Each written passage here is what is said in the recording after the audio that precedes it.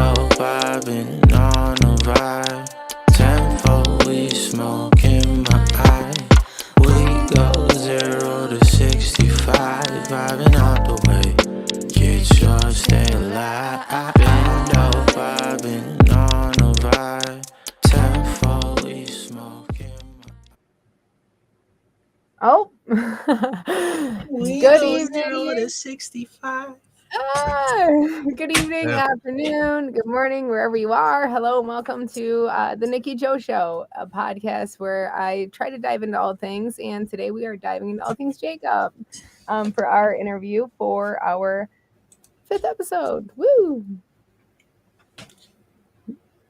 JayKub, you want to introduce yourself? Hello, I'm JayKub. That was me that you were hearing on the intro with Nikki. Mhm. I'm from Salem, Oregon. I'm 25. I make music. And today we're going to talk about me. Hey, we are for sure. JayKub is a fellow White Collar Rhymes artist. You guys are, if you're here, you're on the White Collar Rhymes channel. So I hope you know what White Collar Rhymes is. If you don't, then we are a collective of musicians, artists, community of producers, engineers, all coming together and trying to elevate each other, elevate our music, because someone's got to make it right. Someone's got to be able to help each other enough. So we all help each other and help bring everything together. Me and JayKub were both additions onto the collective. A little bit of folklore. We were both part of different contests, but JayKub did enter a contest. If you do want to maybe give a little background about how you came to find WCR. Oh, man. So that contest, that was 2022.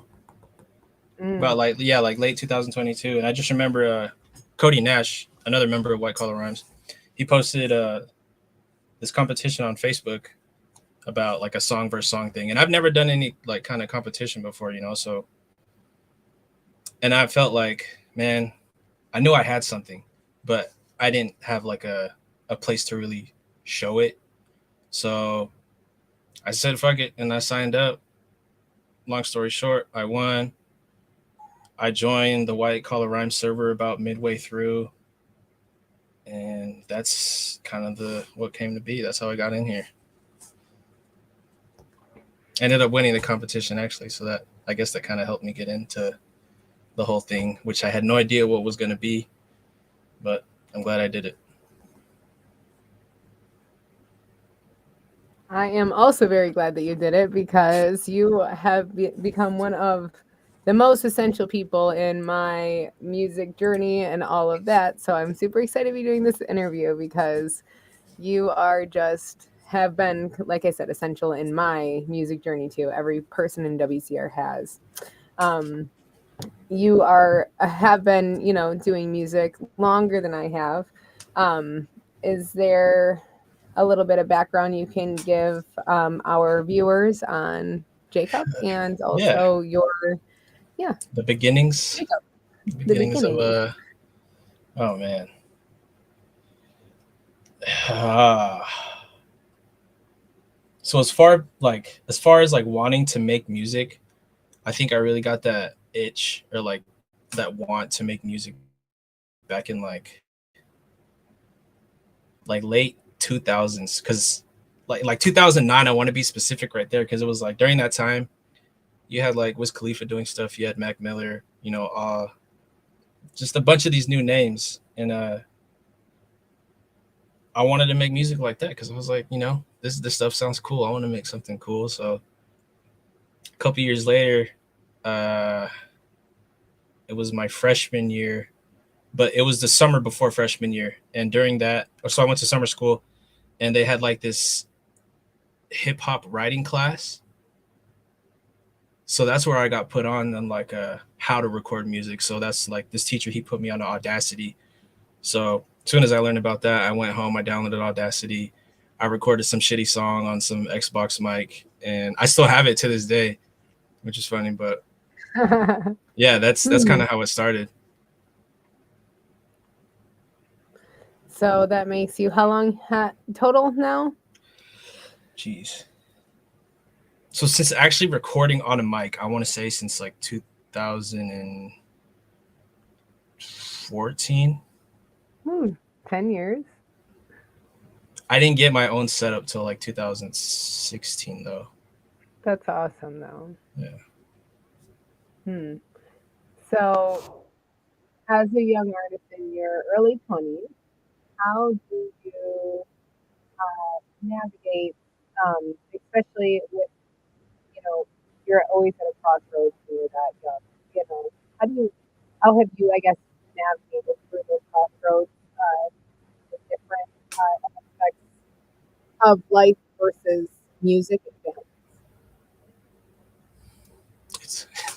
It's a clusterfuck. I'm still trying to find my balance. Aspiring artist, I guess. Yeah, so I think one thing that's important, no matter what you do, you can apply this to all walks of life, is that you got to find your balance. You can't just focus on one thing and ignore the others. Like how you do one thing is how you do the rest.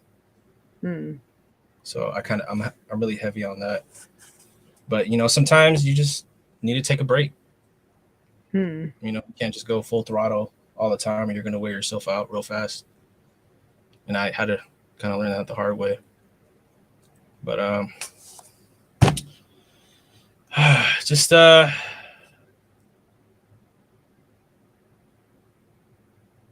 what you love. Yeah. Ray would like to know, how do you stay so bricked up? I'm Hey, guessing listen, bricked man. up for music, that means. Listen, man, it's a trade secret. For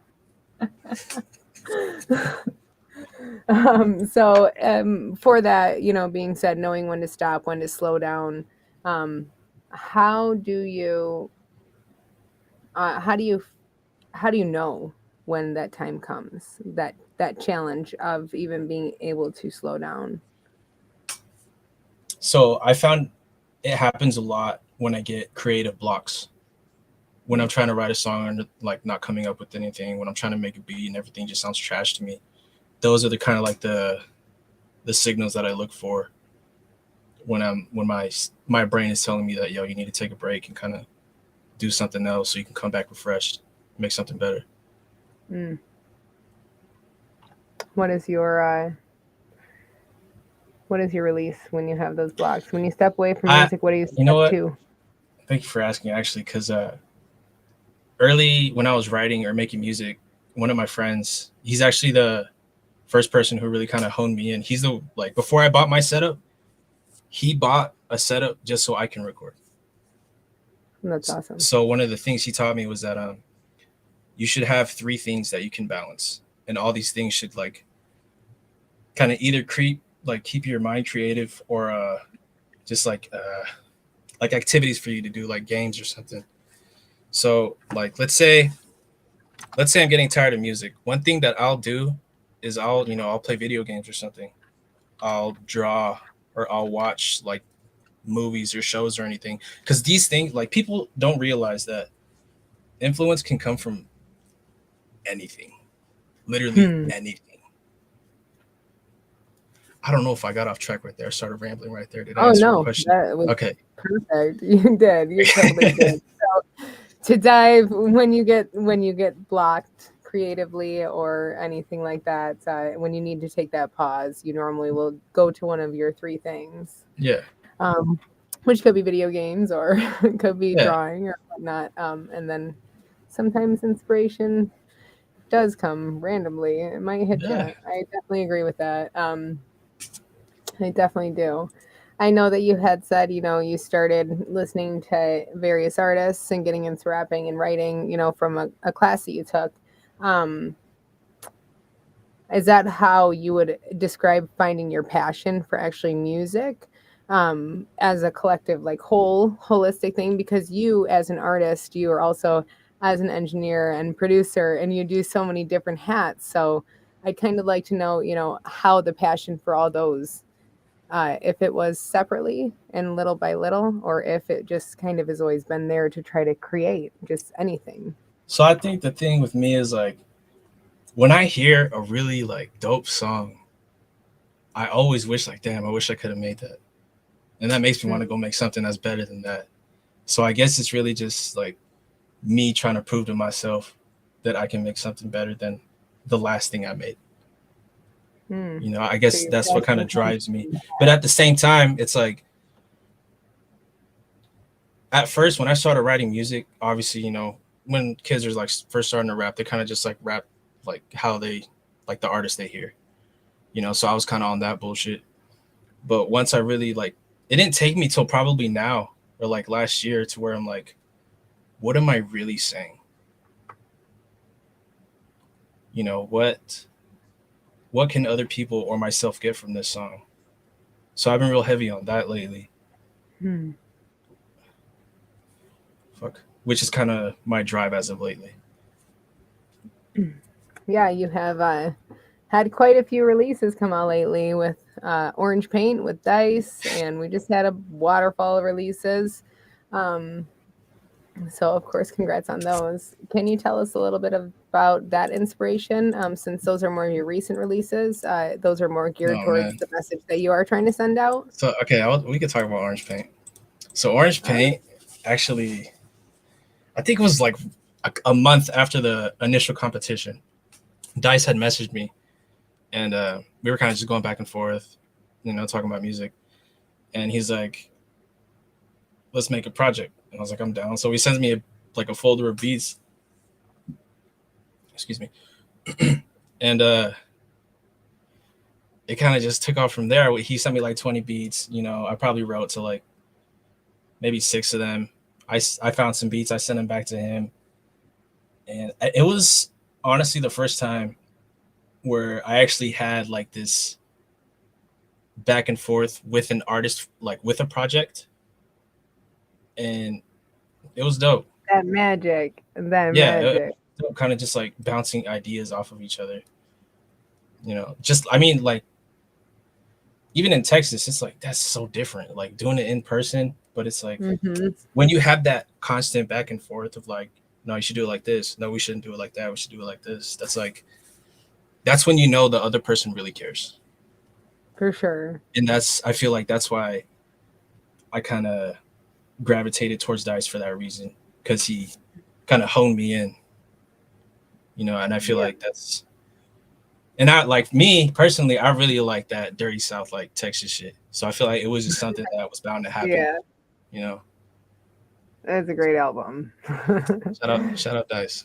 Definitely shout out Dice. Dice is our guy, literally for everything. He is everything.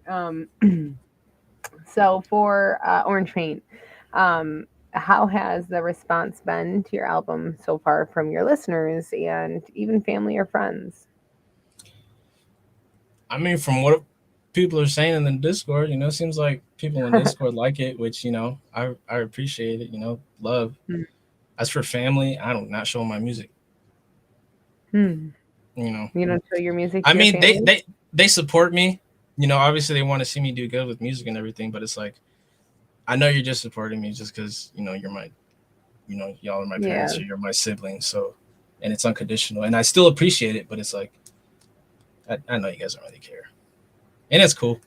Does your family like rap music and hip hop and R&B and soul and every single kind you make? Rock? I think you've dabbled in all. So like totally every genre. When I put any rap, like I'll be at work with my dad and I'll put on like my rap music, you know, just get into work or whatever, and he'll kind of like what is it, mock it, like he'll repeat what the songs are saying, but in like a, you know, he's a little shit. Yeah. But yeah, I mean, my mom put me onto the Fugees when I was really young, so I know she has some appreciation. I mean, she put me into a lot of music actually. The first CD she bought me was Alicia Keys, Unplugged, back in like mid 2000s, man. What was that? What was that song? I keep on falling. Yeah. I can't hit the other notes. But anyways, shout out Mama. I haven't heard that song in a long time.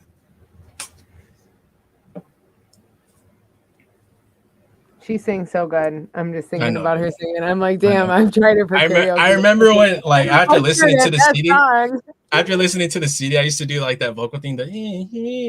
My brother would be like, "Bro, shut the fuck up!" like I did not sound good, but I thought like I was singing. I was like, "Man, I sound like the shit." Yeah. Well, so you got a lot of influence from your musical taste from your mom? And my brother too, yeah. Yeah. And your brother too. Does your dad have musical taste that influences you? What does he normally listen to? My dad is a straight up Mexican. He likes a lot of that, the old classical Mexican stuff. Man, it's fun. But random as hell though. He was playing a lot by 21 Savage, and he really likes that song. So I was like, okay, dude, that's random. Like but all right. Oh, that's wild. Yeah. You might convert him. Make a song like who that. knows? I mean, he went to 21 Savage.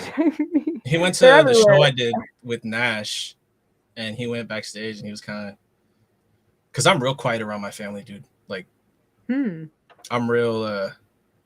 What is it? What's the word I'm looking for?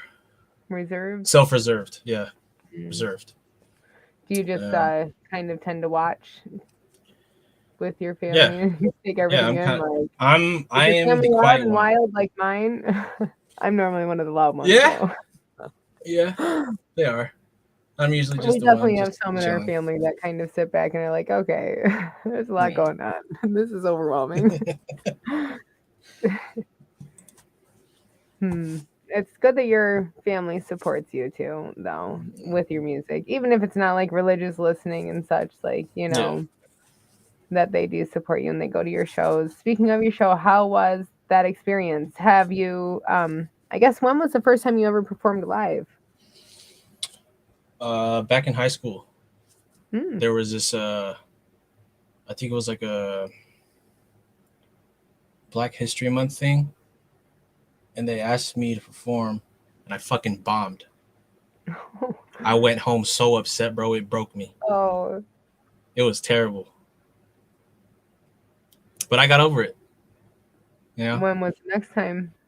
The next time it was at this was another competition, but it wasn't really like a. See, at least it was. That's why I wanted to see if it was a competition or something. I'm like, did you do it again? Really? I mean, yeah, it was a competition. There was a prize, so I didn't win either. And I don't really know if there was like a placeholder, so you can't really say if I got second or third or whatever, but lost that. So there's my second L. So here I am, still trying to like make music and everything.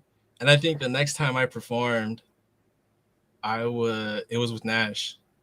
I think, yeah. And it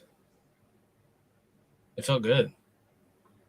Yeah. By the time I did it, then it was like, I got to get that feeling that people get after shows where you're kind of like high, but you're sober. I had butterflies. Yeah. So that was a good one. And then the next show we did was down in Eugene, which it wasn't really a huge show. There wasn't really a lot of people, but I got to perform, kind of see. I think the most important thing about performing is kind of seeing how you sound on the stage. How your music converts from the studio onto a live setting. So that was really cool to see. Or hear, I guess. And I haven't performed since. I think the last time was back in September. I mean, yeah. Once I get there, obviously, you're nervous before. Yeah. But when you're in the act and you're like, you're really doing it, it's something else. Yeah, I know. Cool. It's crazy. Especially like, me being usually a quiet person around people who I hang out with. The complete physically. Center of attention. Yeah, because like only one that everyone can hear. Even my dad my dad, like after the show I did with Nash, he came backstage and he was like, "You can talk?" Cause I'm telling you, I'm like really quiet. He's like, "Wow, you actually like." I was like, yeah. I don't know. It just felt like he was seeing a different side of me, which is cool. That's So very. I'm glad he got to see that. Yeah, that part. Yeah. That's awesome. I love that. So you would say for performing live, how trans, you wanted to see how it does. It's cool seeing how it transfers from the studio to live set. Mhm. Is there anything that you had to alter in your So performance or from recording? I've been really working on my the bass part of my tracks, because I remember performing it and it just sounded like the bass and the kicks were just so overpowering. So I had to change that up. And as far as like recording, I feel like it's helped me because when you're performing a song, sometimes you can't perform it the same way you did in the studio. So you got to think of other ways that you can deliver it, which is Yeah. why you hear me in some songs where I have this one tone, like the main tone being right there down in the center, and then you got these two different tones going on left and right.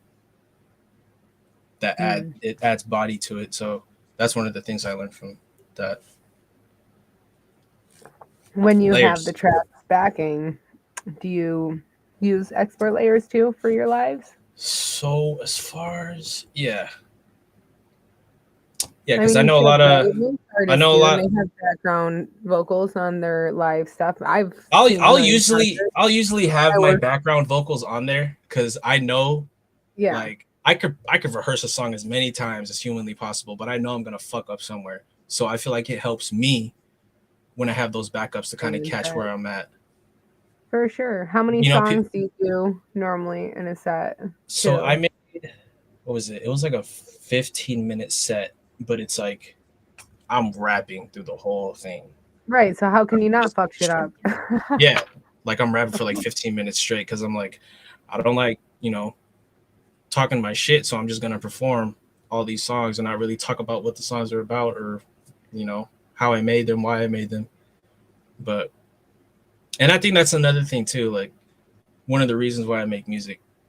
Since I don't talk a lot, around people or whatever, it's like when I'm doing music, it can kind of speak where my mind's at. Even though the song might be silly or the song might be about, heartbreak or Glock in, Glock out type shit, it's like people can kind of just take a peek inside my mind when they listen to my music. I love that. And that's so you get this message out too that also speaks that. So it's good because it helps other people that might also be able to relate. I like that. Especially I didn't know that you were that quiet. I mean, like, Dude. Obviously in Texas you were quieter, but like I just talk a lot. So but you were definitely one of the people who are easy to talk to. Yeah. Over there. So. I try. I think you got me out of my shell. It's just something unexpected, but it makes sense with, how you do your music too. So that's kind of awesome. That's kind of like your release. I love it. Yeah. I love that.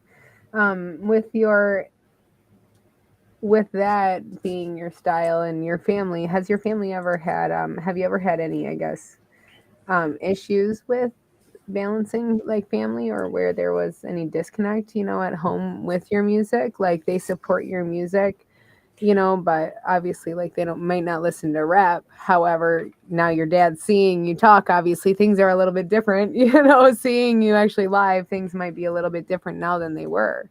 Has there ever been challenges, I guess, with family and music balancing or support? Yeah. So I think there was a couple times where I kind of just, because I work with my family, like it's a family company, where there were a few times where I would just say, like, I have a lot of people that want me to mix, but if I go to work and then I get home, I'm just fucking tired and I don't want to do anything. So during those times, I just want to go to work for maybe a week or two, and that kind of, they're on my ass, and I get it, you know, but like this is what I love doing, you know. You know, I don't necessarily have to make those kind of sacrifices, but I don't know. That's just kind of my mind.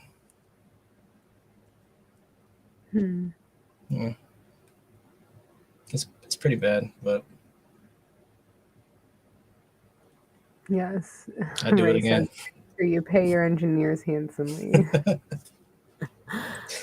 I'm missing work. Yeah, help me out. That's kidding. No, it's not. It's been good, you know, like, because still, obviously, you know, I have my bills to pay, so it's not like I'm making any less than what I would be if I was roofing or in the office. Yeah. So it balances out. It's good that they mostly support you through everything, though. You seem to have a really good relationship with your family. Super close with them. It's good. Yeah, right. Yeah, right. Now they're cool. You know, I love them. Shout out, fam. Yeah. I mean, I think that everybody kind of has their issues too with family and possibly, you know, believing in them or, you know, helping them push, you know, their music or even controlling their music, like taking on too much and trying to like do too much with it. Have you ever with your anybody close in your life that's not, you know, music related, have you ever had any types of challenges with, you know, balancing friends and such? Do you have any local friends that do music outside of WCR, you know, folks or that you I used to make music with a lot of people, but it's just not so much anymore. Like, and it's nothing personal, you know, like I don't hate them. It's just we were on different waves, you know.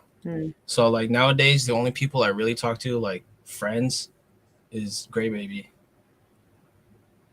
You know, the one who's been around for a minute. Yeah. Always supported your music and everything. She's always been supportive, man. I was like sometimes where I'm just like, why? like no, I'm grateful for her. Shout out Gray Baby, man. Yeah, shout out Gray Baby. She is awesome.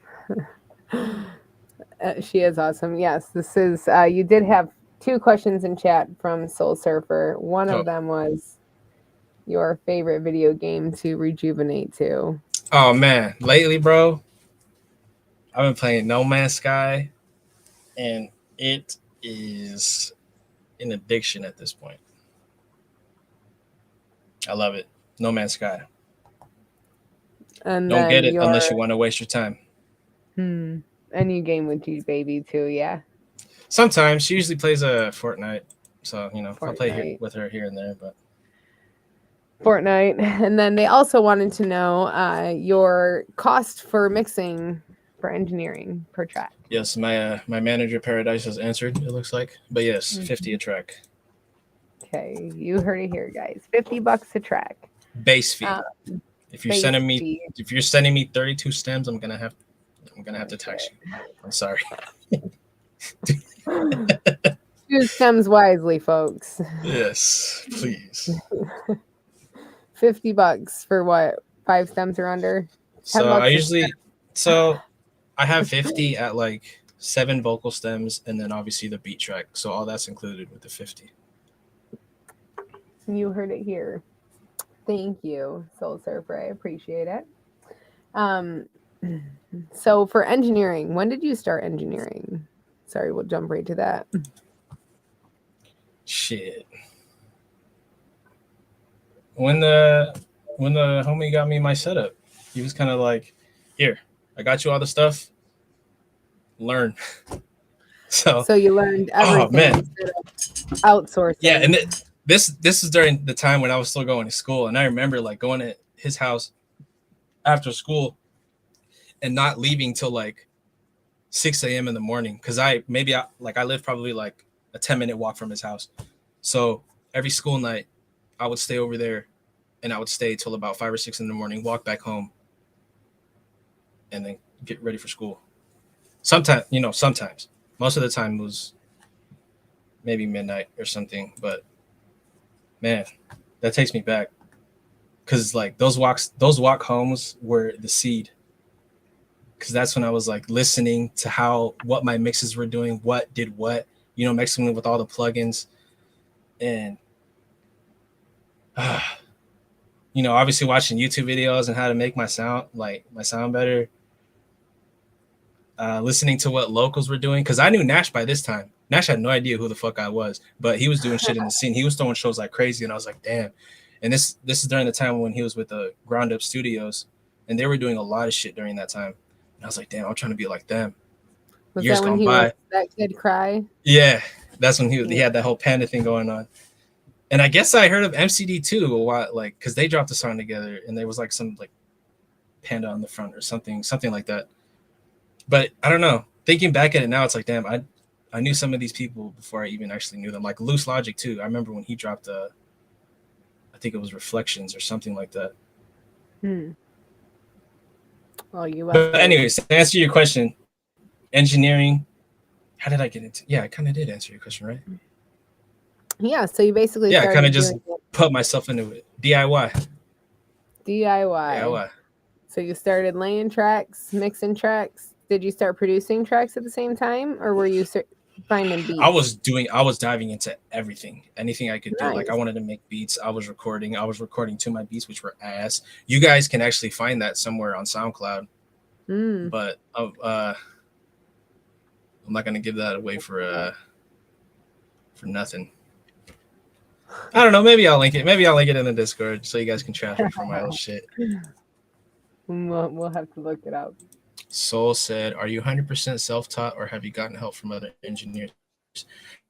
I mean, honestly, I don't think anybody's 100% self-taught, because, well, people have influence, right? So, fuck, I don't know. That's a good question. I want to say no. I wasn't 100% self-taught, because YouTube University, baby.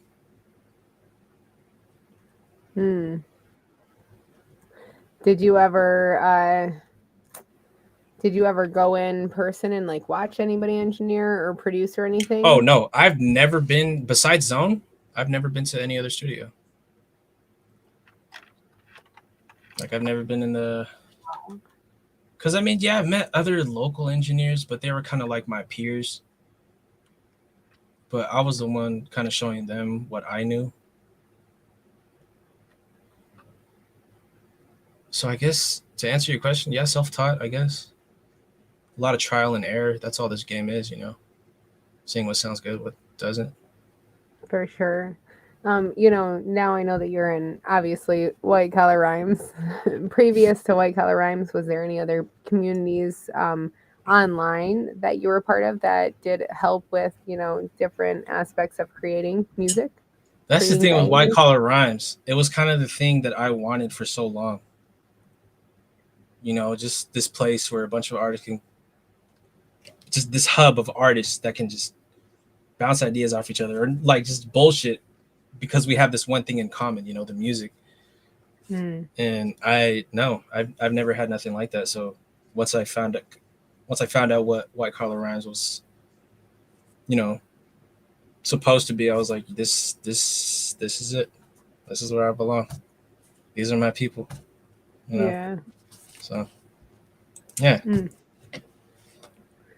Another audience question. What's the best advice you've gotten from another engineer or artist? Oh. Man, what's the best advice you've gotten from an engineer or artist?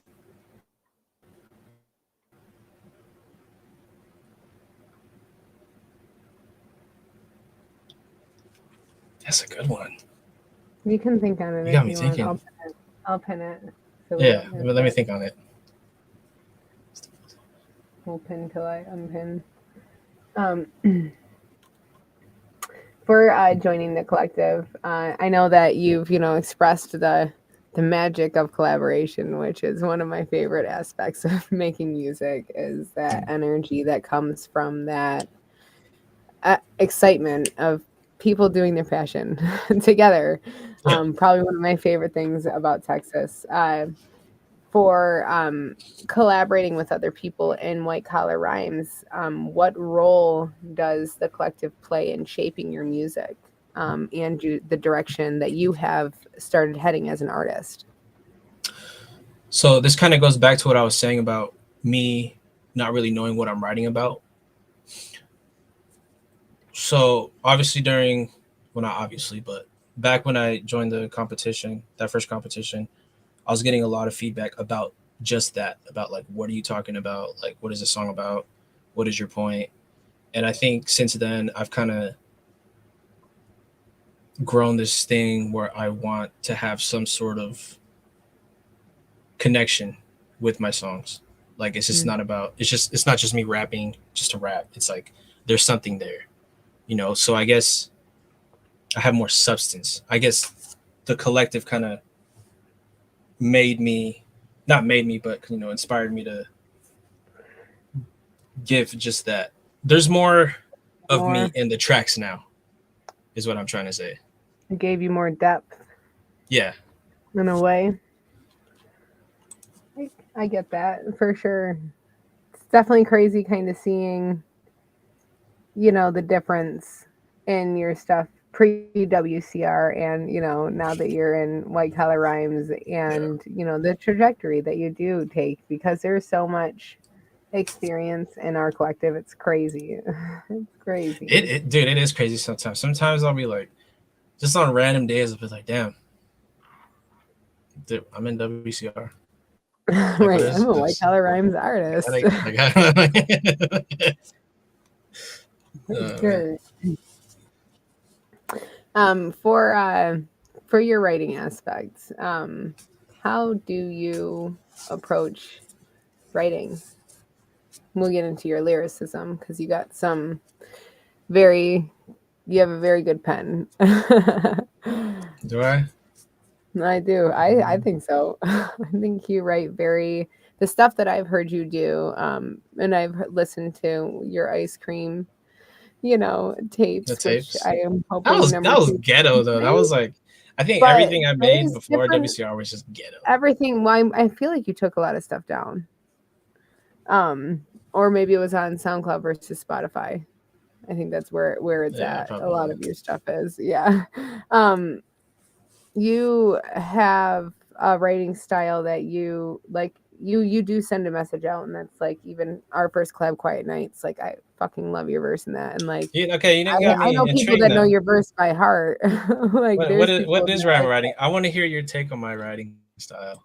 On your writing style, I think curious. that your writing style has a message of positivity in it, but it's also real. I don't think that you talk about things that they always have something to do with something in your life. Like, you write from experience, you write from pain, you write from love and lost love, you write from your complete, like, I guess, experience as a being here, but you write in a style that is open to interpretation. It's not so directional where it's only a small audience.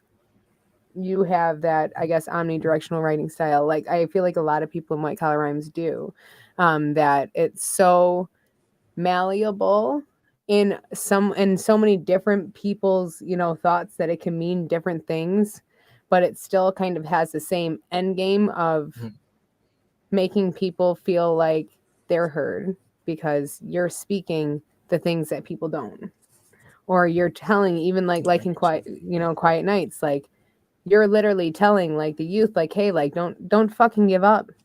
You know, that's how I take that. Most of your verse, if I were to say it in one sentence, like, keep fucking going, don't give up. Like, I've been there, you know, and that's basically your writing style and a lot of the messages you put out, and I love that. But you do it just in a way that it's relatable in so many different ways. It could be someone with a freaking heartbreak or someone that just lost a job could relate to it, you know. That's how I take your writing style. That's like some of the things that I've even seen you write, like when we were in Texas, were so, you know, holy shit, like you made me cry. You know, I've like when you started like rapping, like, you literally made me cry. Not just your delivery, just fucking forget about your delivery. It's fucking amazing, you know, but just the writing. Was it the Was that the Sunshine one? Yeah. Dude, we need to finish that. Fuck, I totally forgot about that. That's a good one. That one, and I think No Thinking too. That one. The Ness one. Dude, I don't know about that one. I haven't heard No, anything it's from so it. good. It's so hard. You're like, there's But I'm like, you thousands. know what? It's okay.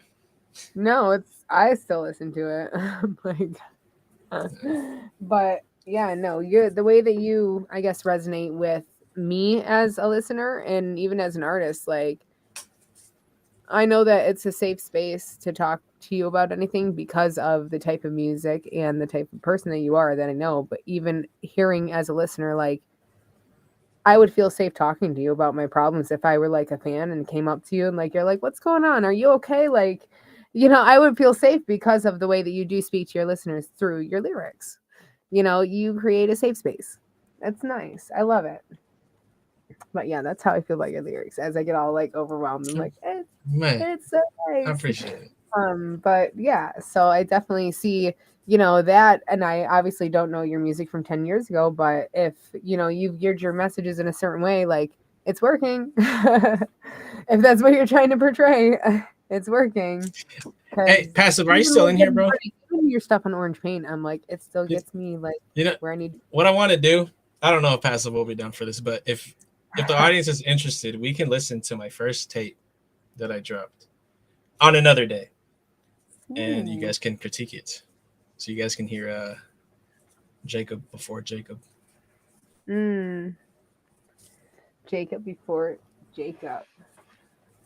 Has JayKub always been your artist name for our listeners who may not know?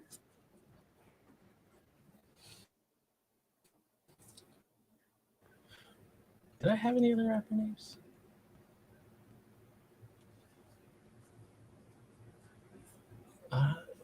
No.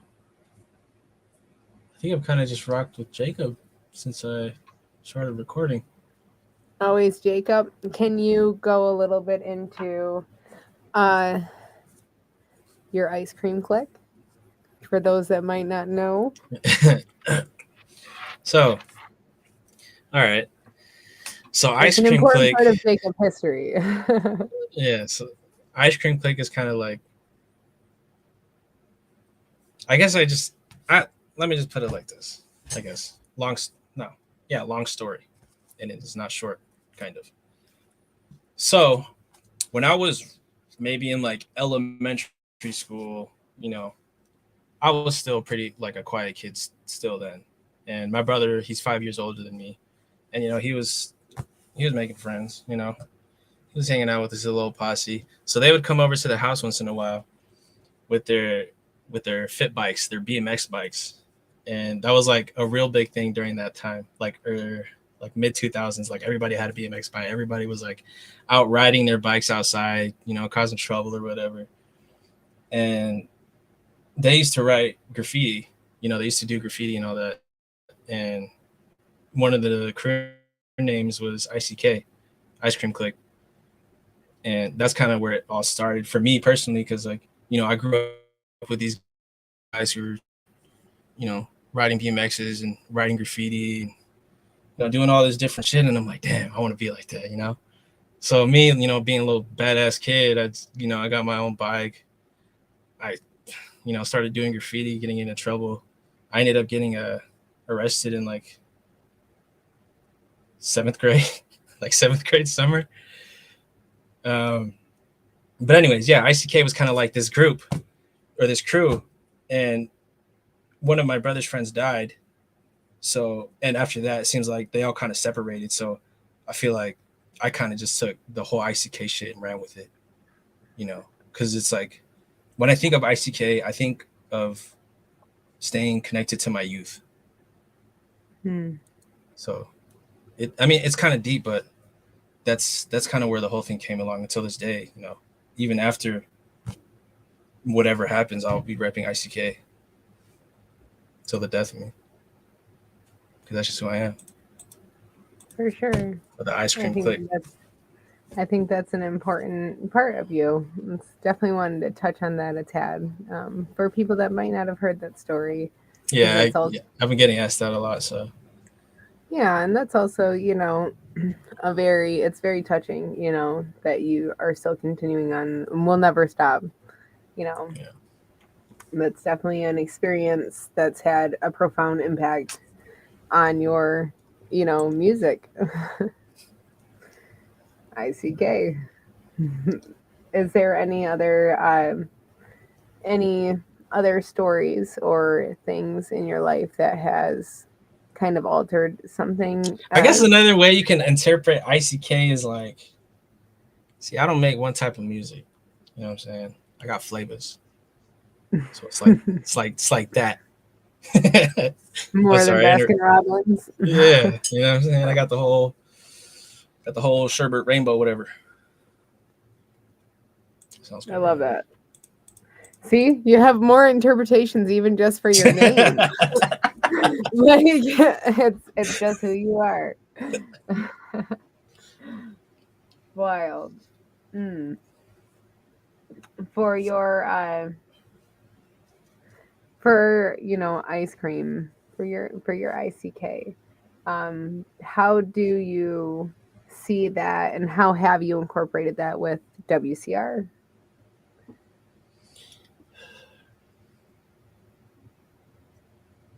I haven't really incorporated it as much, honestly. I mean, I dropped the ice cream tapes, and that Mm-hmm. was my first project under the WCR umbrella, So that was like, this is me. This is the type of music I make. I'm here. Like As this is far as it. that, it's kind of like people see, Ice Cream Click or ICK, and they're kind of just like, they're like, what is that? So obviously they ask like, oh my God, I have hiccups right now.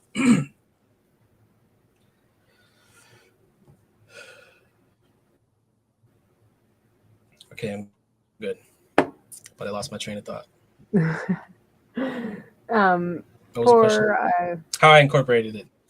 yeah, or how do you plan to? A little bit more to because that's really a big part of JayKub. That's Yeah, basically your yeah. K in your name. I'm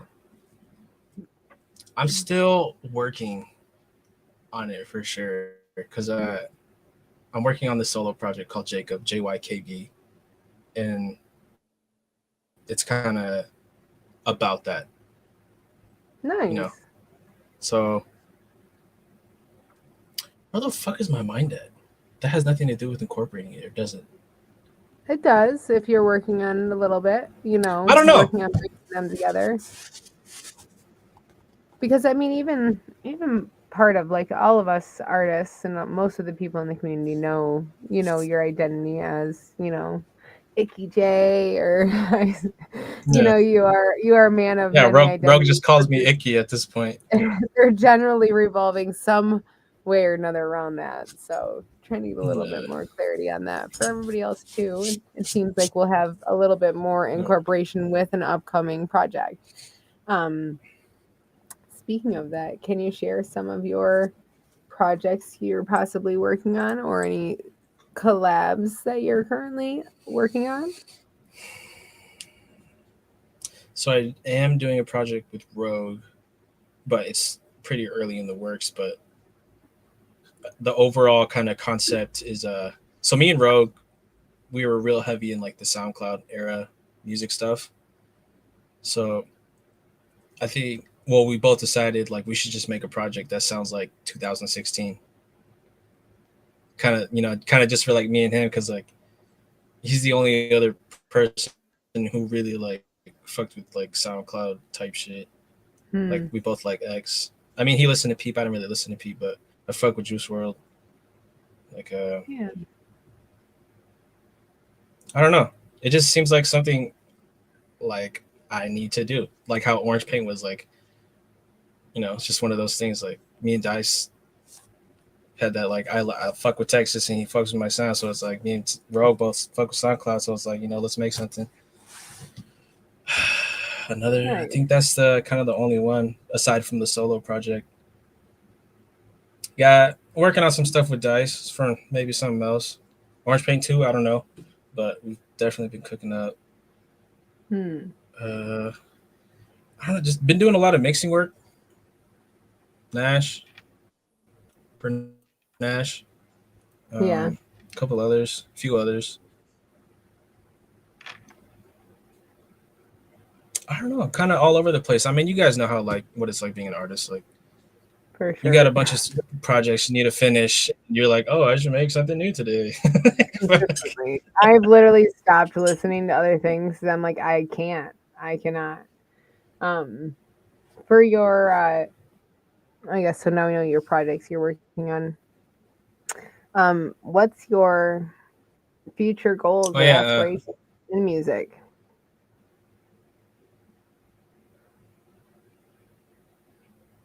What do you I just want? want to be happy, with bro. music? I just want You to be just wanna happy, bro. What is being I just happy? want to kick it with the homies, make music, get my money, and fucking eat. That's all I want to do, bro. I just want to live in peace Not have and to make enough worry. money from Do music. nothing. Make enough money from music to buy myself groceries, and then I can work the rest off. That's all I ask. Yeah. If I can keep playing my video games, and make sure my family good, and be present where I need to be, then that's good enough for me. For sure. Where are your aims? I think that means the same thing, yeah. Aw, Cub does like doing music with you. Ray had said, "What are your aims, sir?" Cub doesn't like doing music with XM. Right? Wait till I'm in Atlanta. I can't wait. I don't know. I just feel like I can't match his pen. So it's like, I'm gonna get. You know what? That's my goal. That's my goal. I'm gonna be a better rapper than XM. Ooh, ooh, that's a really goal. I'm not there yet. I'm not there yet, but no goals. That's a great goal. Oh man. So, for I feel like I just stirred some shit. I feel like you might have. I'm kind of like waiting for him to reply. I'm gonna need you to set higher. What do you mean, bro? I do not have bars like you. So okay, that's another. I guess that's one of the things that I want to work on is like metaphors and stuff. I know like Dice has always said like fuck metaphors, but like I really like people don't understand that English is such a beautiful fucking language. Like the way you could flip words around and like homonyms and synonyms and all that shit, it's beautiful. Like I'm being dead ass. Like English language is like the things you could do to it. I sound like a nerd right now, but it's facts. Why you think Shakespeare popping? Huh? Shakespeare will be timeless. Always.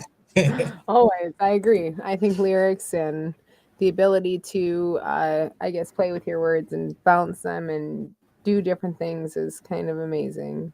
And at like a higher level, because I know like, especially when Deeper's on the review show. Through that, hold on. When Deeper's like reviewing shows and he'll be like, he's like something like this. And it's like, oh yeah, whatever. Like that's a metaphor or whatever. I'm talking like higher than that. Like entendres, triple entendres, quadruple, all that shit. I don't know. I like that kind of shit. But I get like so mad because I don't have that ability to do that. But that's what I want to do. Yeah. That's what I want to do. Just be a better writer. That's all I want to do. Yeah. Because I've even thought about like, I want to write a book. I don't know about what, or like some type of novel or some shit. I remember like last year I started this like movie script and I got like 30 pages deep and I just like stopped. So I'm a writer for sure. Yeah. So with you being a writer, even in that aspect, I didn't know that you started writing a book. I was going to ask you about storytelling in your music. How do you think the importance is in storytelling in any music? That's the thing, because I'm so ass at it too. So it's like, but I love storytelling in music. It's like when you're able to take somebody on an audio journey and they can visualize what you're saying in a way that they can relate to, that's rewarding. I think that's got to be the best feeling. I don't know. Storytelling is just people who do it and do it well. Those are the kind of people that I want to listen to. But then again, storytelling is not everything. Like I like storytelling, but I like ignorant shit too. So, and even that, maybe it might have storytelling. Like, who knows? Yeah, I definitely think that most of our music that we release has some sort of story or baseline narrative, going through it to keep it cohesive. I do think that's something that, because before I joined, I mean, I didn't really listen to rap. You showed me a lot of the music that I now listen to. And then I'll come to you like, have you heard this? And you're like, yeah, like 10 years ago, but how the fuck you find that? You're listening to things, I'm like, this is great. I think you sent back something from To Pimp a Butterfly. Yeah, I think so. You sent me back, and then Mama Said. like, yeah, I think so. But I did that with all of y'all. I just feel like definitely seeing those different, those different ones, the different albums that you had as like your inspiration, because that's something that I've, asked a lot of our artists, makes sense with the storytelling. Kendrick Lamar, I feel like definitely, especially throughout that, like that's why I liked that album, because it was so much more of a story than most, just surface level rap that you hear. And that's why I do like XM's pen, and even Luce's and stuff. I love it. And yours, like, it's definitely definitely important. I made the cut. Barely. It's nice because I feel like you definitely send out a message, and that what's the specific impact that you hope that your lyrics do send? I know I gave you my interpretation of most of some of the ones that I've heard, just quickly over, but what impact do you hope to have? With what message specific do you try to send with your lyrics? You could be going through the worst days of your life. Those are going to come regardless. But I guess the thing that I want people to kind of get is like you'll get through that. Like, it's just a bad day. It's not a bad life. You're still breathing. You got a place to stay at. You got a roof over your head. You got water. You got food. Like, count your blessings, man. Mm-hmm. That's kind of the whole thing I want to get across. Even though it may not seem like that sometimes, but that's what I want to get across. It's just live in the now. Don't worry about dumb shit you did in the past or things you might not be able to do in the future. Some good advice. Take it easy. Take it easy, man. With that being, the impact that you're trying to have, the message you're trying to send out, take it easy, live in the now, count your blessings. Would you think that those are some of the lessons that you've learned about, life from music?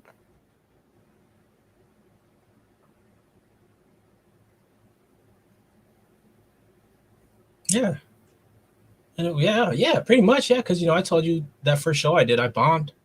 A second show, I took a L, and the third one I did good.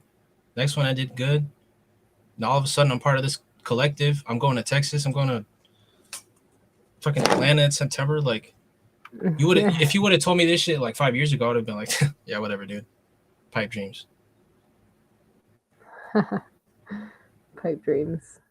Looking back crazy, now, man. Looking ahead now, where do you see? What would you see as a pipe dream if you were to look ahead in 5 years and be saying that exact thing that you just said right now? 5 years ago, I would never thought I'd be here. What would be a pipe dream today for JayKub for 5 years? Something wild. It could be anything. Playing on the moon.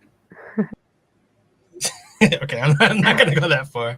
I don't know. I guess something that doesn't seem like what happened is me having this like warehouse creative space, because that's what I really want to do. I want to have a space where I can record, where I could paint, where I could, you know, just be creative in this one, just this warehouse. Kind of, you ever seen like Rob Dyrdek's Fantasy Factory? Yeah. Something like that. Nice. But obviously with like, you know, recording and graffiti and bikes.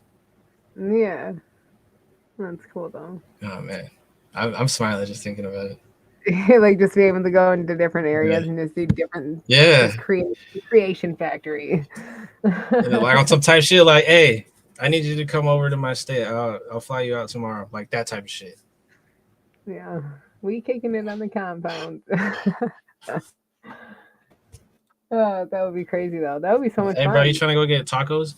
All the way in Michigan. It's okay. Just come through. I got you. Like, like I'm trying to go get pizza in Italy, bro. You trying taco trucks like here, bro. Like, that's the type of time when I want to be on. Just being able to do whatever you want. But obviously, you know, not being so fucking, I don't know. Freedom. More freedom to do what I want. That's what I want. That's a pipe dream. I don't know if that's quite a pipe dream. I think that you are very skilled. I definitely think that it could be a possibility. I'm just saying. A warehouse in this economy? Oh, you never know. Pipe dream. You could fall into something for free or very cheap. Pipe dream. There's land banks. I don't know. We'll see. Fucking shipping containers, bro. Ooh, have you seen those houses? Where they make houses out of shipping containers? Yeah, they have like whole communities of them. We need a freaking WCR community. Anyway. The compound.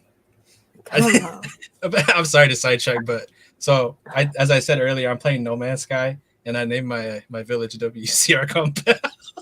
That's awesome. I love it. I love it. I was like, yes, this is it.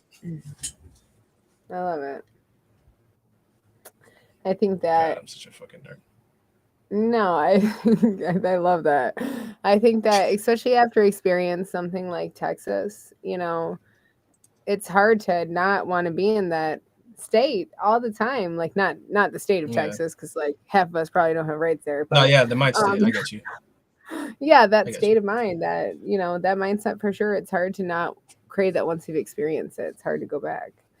Man, once I got home, I was like, going home. Yeah, after changing so that and not having I remember that support of each other and the collaboration. I was texting Ness when I got home, and he was kind of just checking up on me or whatever. And I was like, man, I'm mad as fuck. I came home, opened my fridge, and ate shit in this motherfucker. Because in Texas, you know, we had all the shits, man. We had like 128 Red Bulls in one fridge, and it was like, oh man. We're living like royalty out there. It was kings. It was kings. Man. We had so many rebels. I was geeked the whole time. I had too much caffeine. It was great though. It was definitely an experience that most people will never get. I'm forever grateful for it. And I don't think anything will ever match it. I'm excited for Georgia, but like there's just, I don't know, it's magic, man. Not having that support after getting back even of the collaboration and that, like, we all, it's different online. I felt like in person. I was like, once I got back home and like, you know, I adjusted for the next couple of days, I got to recording. Yeah. I was like, yo, because Ness, you know, me and Ness obviously talked over there, and he's kind of putting me on game. I'm like, yo, you should sample your own voice for a beat. So I was like, I never thought of that, you know? And Ness was doing all these like layers, like different kind of layers, like layers upon layers. Like I'm talking like 16 stems. So I'm like, I'm gonna try that. Yeah. So I felt like, you know, that Texas experience kind of added to my, what do you want to call it? Arsenal. It was a learning experience for sure.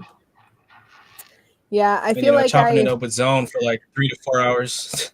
Yeah, I miss Zone too. I miss all of you guys. That was just amazing. I definitely think that it was good fuel for creativity. I think that I definitely hit a block after a certain point, and then I was just like, "Fuck, I'm never going to be as good as I was in Texas." Have you had any challenges with comparison of the things that you did in Texas versus now or after, I guess, Yeah. post Texas? Yeah, sometimes now I'll be like, I don't even know why I'm in WCR. Like, I just won't be in this like creative space where it's like, what am I even doing in WCR? Like, I'm not doing anything right now. It's just, I got the hotness disease. I'm reading Paradise's comment, sorry. But yeah, you're bound to hit those blocks. It's gonna happen. But like I said, you're gonna get through it. It's a bad day, not a bad life. You're gonna keep on keeping on. For sure. I definitely think that's a big thing, with artists, any artists, just to keep going through the, hurdles. I know that you use video games and such like that to get through those.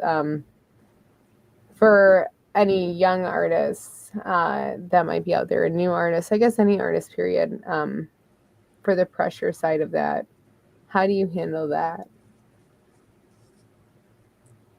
Of the pressure of creation or having that block that you don't know if you can get over there, because that pressure is real and it could be different. Yeah, it sucks. I know how it is, and I guess I've avoided people for like months. Like, I'm sorry, I don't have this. Yeah, I think that's kind of one of the things with me, like mixing and not going to work, is like that pressure that like I need to get better, or else this is gonna work out, or else I'm gonna fall off or whatever.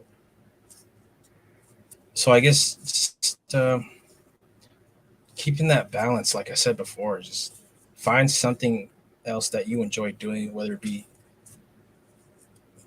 like me, video games or drawing or just hanging out with other people. I think that's big. You got to hang out. You got to interact with other people when you're in these blocks, because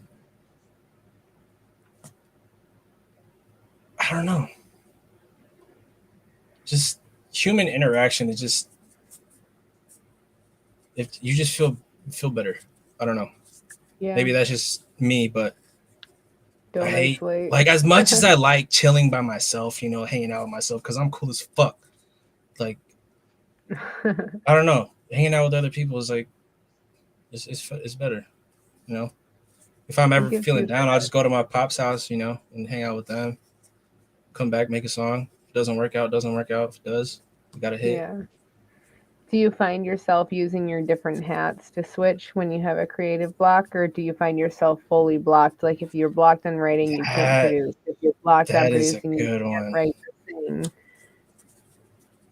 Yeah, I'll have moments like that, because where I won't be able to write, but I'm like, all right, since I can't, I'm having creative blocks with writing, I'll try making a beat.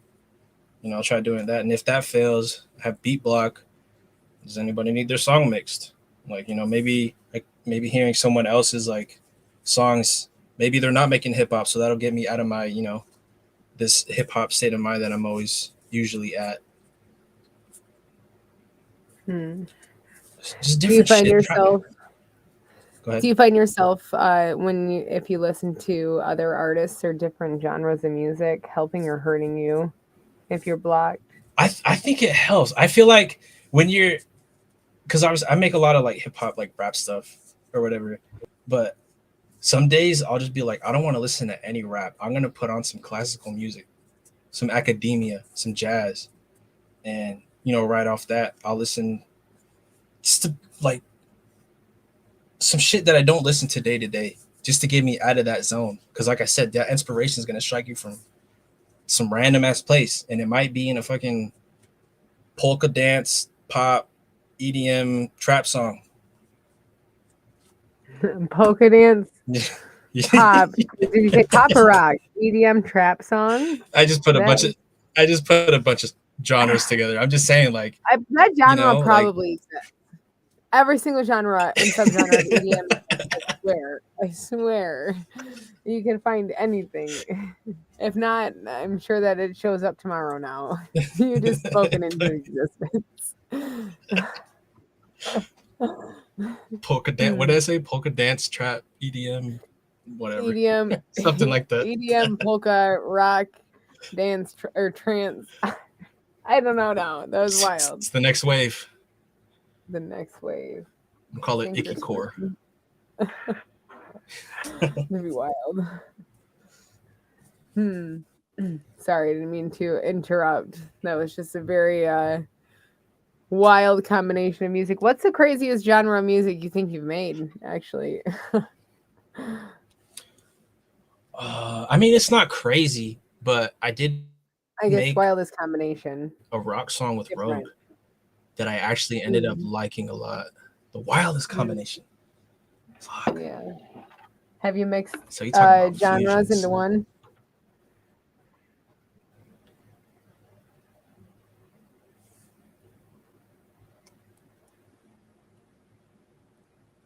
I don't think I'm at that level yet. Now that you say that, I don't think I have. You can start pulling some polka stems for vulgar. Polka stems. Get up on splice. All right, the craziest topic, I guess. Passive knows. I wonder what the craziest topic is. Never heard a JayKub miss. That's cap. Ray, I appreciate you, but that's cap. Oh, I was looking at the delayed chat. Sorry. I'm like, where is that? I've never heard a JayKub miss. That is crazy. I don't know. All of your music is pretty fire. Like literally. See, you guys say that, and then I'm like, no, because I've heard you singing like live in another room and been like, what is this? And like mosey my way over to the door, like this is fire. And it's like not even recorded or anything. And you're like, I'm just fucking around. I'm like, do something, don't just fuck around. Like, come on. This is great. Speaking of that, for anybody that might not know, for singing, have you been dabbling in more singing? Will you be dabbling in more singing on this rock album? I've heard you sing, and I think it's fantastic. This what? The rock album with Rogue. Are we gonna have more JayKub singing? What rock album? That was like a one-off thing. I mean, I want to make a rock album with Rogue. I feel like that'd be cool if it was on like the same kind of timing we were on. But maybe I'm just manifesting. I don't know if you guys heard Bad Habits, but Rogue took it down because we want to re-upload it. So maybe we will start looking at making an EP around that song, because I do. Yeah, I like making that kind of music. Like I think you made one with Mimic. That like oh yeah, I forgot about that. I know you went and wanted to my shit. Yeah, I played that the other day and I was like, man, I want to make some more like kind of that shit, like rock, like more of that genre. Totally, so maybe that'll be like my first fusion. That was fun. Yeah, for sure. I had fun mixing that one. Yeah, I don't know. I want to step out of my hip hop shoes for sure. Just to try some different shit. Next one, are you going to start singing more? I mean, you do a lot of hooks, so you are singing in a lot. But like Universe, like I love that. I listen to that all the time. It's funny. I played that the other day too. Actually, it's fantastic. I don't know. I feel like I need to get more comfortable because like on Universe it was like really bare. Like that's. I like that it's raw. You're hearing me like. It's so vulnerable. At my element. Yeah, vulnerable. That's the word. I don't know. It is. I want to. I like singing, even though I'm not the best. But I'll make a hooker there, here or there. You make a hooker there? I'll make a. Okay, Gons. Of course. You think I'm Gons? I'm just kidding. When you are making your music, when you're producing, do you ever specifically produce stuff to sing? Do you sing a lot, like where you just maybe don't share it with us?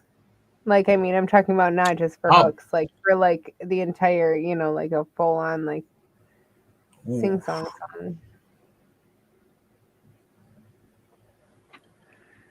Yeah, you can expect that for sure. That's probably that's a challenge for myself. I want to do that. Oh, Whole song singing. I don't think I have to. Have I? I mean that's why I reference I feel like Universe is whole song singing for me. Yeah.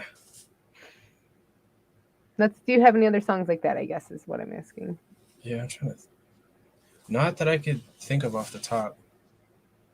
You don't have to make a bunch of challenges. And this is my issue. And this is my issue of being an artist. Like, I'm gonna start like 10 new songs this week. Not finish anything else. Literally, you've seen you've seen my fucking random stuff, the endless collabs and that other. I think that's just this is just part of being an artist. It's just a like huge it's so scrambled. file folder of a bunch of scrambled and like unfinished shit all the time. And that's just everybody? That's everybody. Although one thing that if you're making music and you're like making like a lot of music, start titling your files. If you have a bunch of files that are named beat 1, beat 2, beat 3, or song 1, song 2, song 3, you're gonna get so confused and it's gonna waste a lot of time. So if you don't have a name for the song, just try to come up with something that'll help you remember it. Just a little tip. That's Keep some you good organized. advice. I name my shit really wild stuff and it's not helpful either. Don't name things crazy things either. That's a really good piece of advice. For advice for artists out here, I have a couple things I've written off to the side because I've been collecting toolkits for every interview. Because I'm going to put together on a nice little flyer, a nice little PDF. Any advice when it comes to we've covered a lot of different topics. Any advice to new artists when it comes to learning? I know you jumped into everything at once. New artists. You jumped into everything at once, and was able to take it on. I know that can be overwhelming for some people. Any advice, I guess, for new artists that are trying to focus on too much or do too much? That might not be at a block to take a break. Okay. Would you find one thing easier than the other, I guess? Where would be a good starting point for someone that might not have the ability to do everything at once but wants to learn it?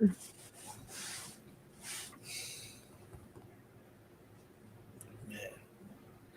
Piece of advice for new artists.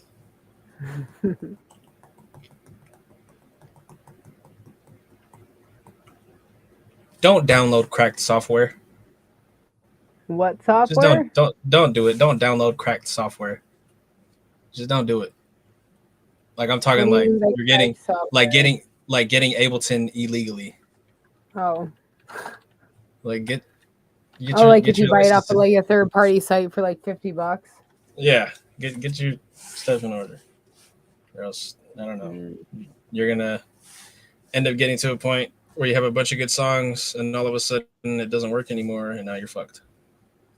Because you don't have that license. Did that happen to you? Happened to someone I knew, and they stopped making music. Oh, damn. They lost all their shit. I think they were making beats for like a good couple years, and then their what was it? Their shit that they downloaded, their software, whatever, just stopped opening. So they got a license key from someone else or something? I don't know how he got it, but all I knew is it was cracked. That's crazy. So yeah, pay for your stuff, people. Or export everything, maybe? Is that advice though? I mean, y'all gonna do whatever y'all are gonna do whatever you want. But okay, so we know coming into WCR can be a very honest place and could be. You have to have tough skin, I guess. you know, I still don't have tough skin, but that's why I Take freak out all the time. criticism with a grain of salt. I think that should be it. I was gonna say, how do you handle criticism or negative Yeah. feedback or anything like that in your music? How would you, I guess, give advice to someone to take that criticism with a grain of salt, in a way of coming back? If you get negative feedback from, say, one of our shows or something, would you tell them to try I don't to know, submit? because I got bad feedback for like 3-4 weeks straight. How did you handle that? So I was, it kind of fueled me. You know, I was like, these guys don't fucking know what they're talking about. You know, so it's like, and then, you know, I kind of like started like seeing what they were saying, and it was like, okay. So I kind of slowly started applying what they were saying, but not all of it. Obviously, you know, like the tweaks that I needed to, that I wanted to make, that sounded better to me. So I don't know, just where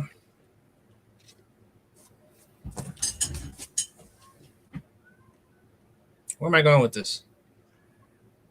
Criticism. How did you use it to help you grow?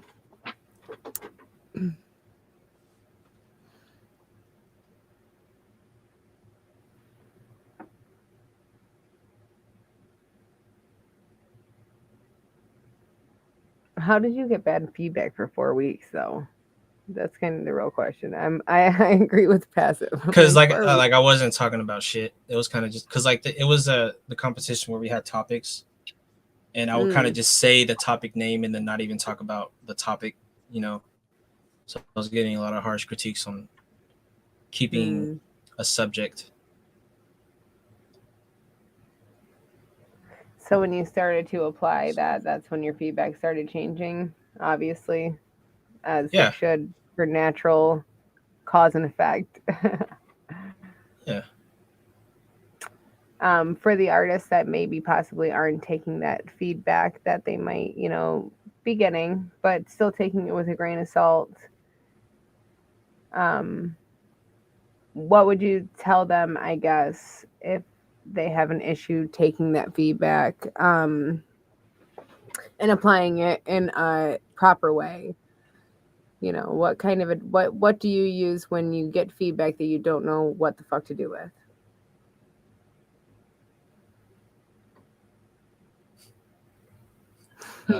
I don't know. I kind of just, all right, shrug it off. Like, what am I supposed to do with Shrug this? it off and just keep Yeah, going. it's kind of like, you know,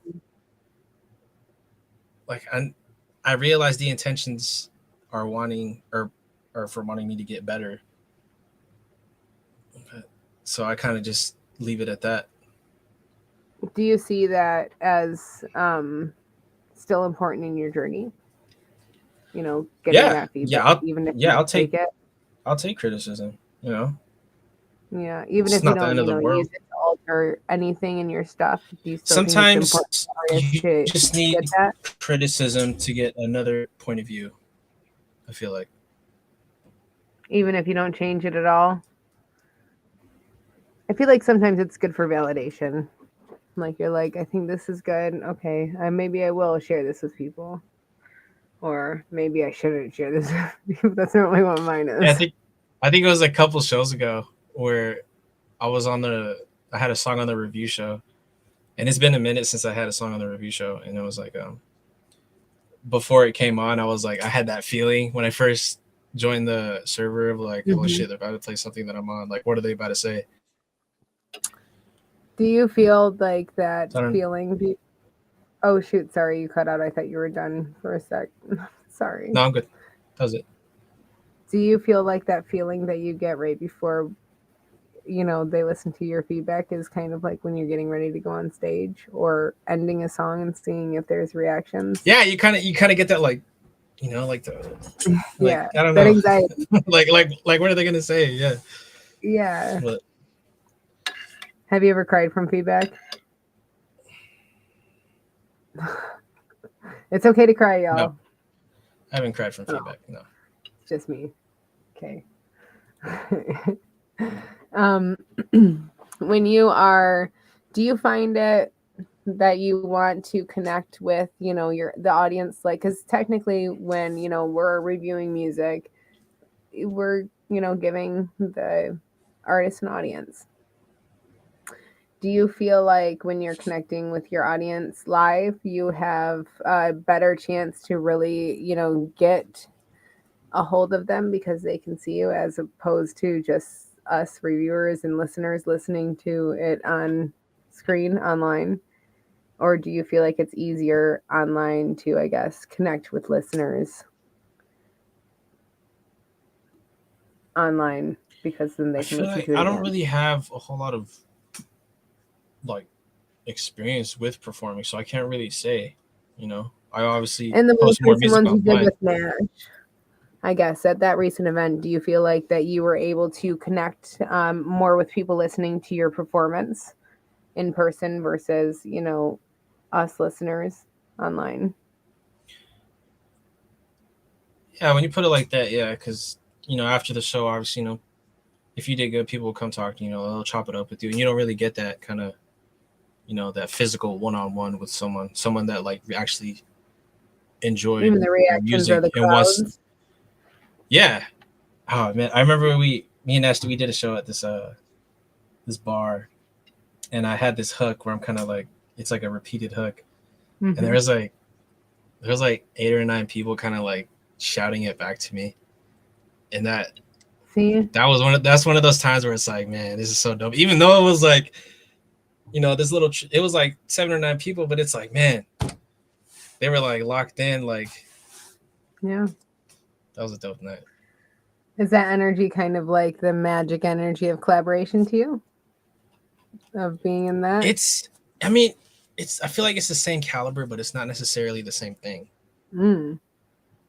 That's Go damn. on. Oh shit. What was that? How are they different? Ooh. That's what this guy comes up with. Yeah. But yeah, there's a kind of a magic to both. And I would almost compare it to like being in the studio with another artist, and like, let's say you guys are like making a song or something, and like something dope just like happens by accident, and you both look at each other and it's like, damn. Like, I've had those kind of experiences, and those are fucking magic too.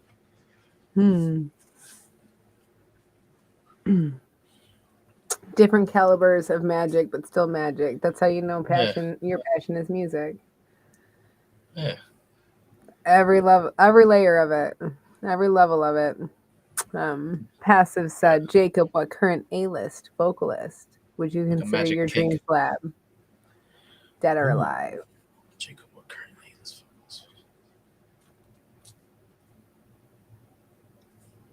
I mean, if I can get a song with Alicia Keys, bro, that'll be a full circle moment. Yeah. Either Alicia Keys or Lauryn Start Hill. to finish. I mean, I think I'd want Lauryn Hill more for the rapping, but although she do got some pipes though, that girl can sing. Yeah. I think just those two, Alicia Keys or Lauryn Hill.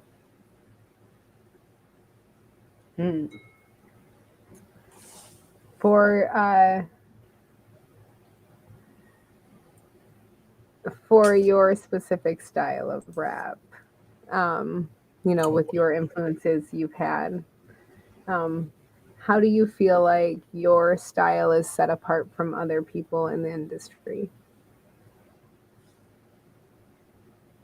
What makes you different, unique? Talk your shit.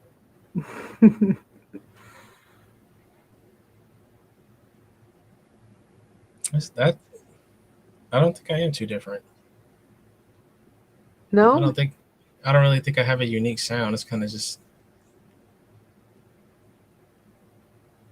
I don't know. What kind of basic sound do you think you have? You're like, I'm just I'm just a guy. like, some I'm just a people could be guy. like, I'm just a Midwest rap sounding guy, or That's the thing, because like I don't feel like Oregon has this sound to it, I mean, it might have, but I haven't heard it yet. So I don't know. So then shouldn't that be different than everybody I else feel in like, the rap game? I mean, I guess, yeah, I guess so, yeah. But yeah, I mean, I do grab a lot of influence from Southern music and like West Coast, Mhm. and I listen to a lot of like or I used to like a lot of East Coast rap. So it's kind of Yeah. like a fusion of all these places. Hmm.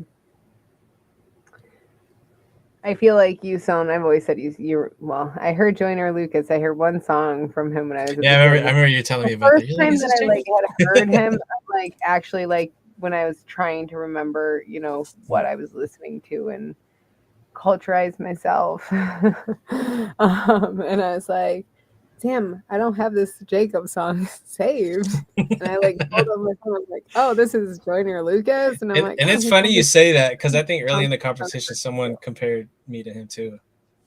So I've heard that a couple he's really times. good. I listen to him sometimes too. Yeah, I really like he's his really song. What is it? his Ramen and style. OJ. His which one?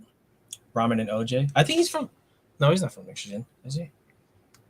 I don't know where he's I from. I feel haven't like listened he's to from there him for that some much. reason. I like his Anyways, ADHD album. yeah, that's a good one. No, it's good. I like it. Is that the one with like the hands on his face and you can see his eyes? Yeah, Yeah. the black and white one. Ah. Yeah.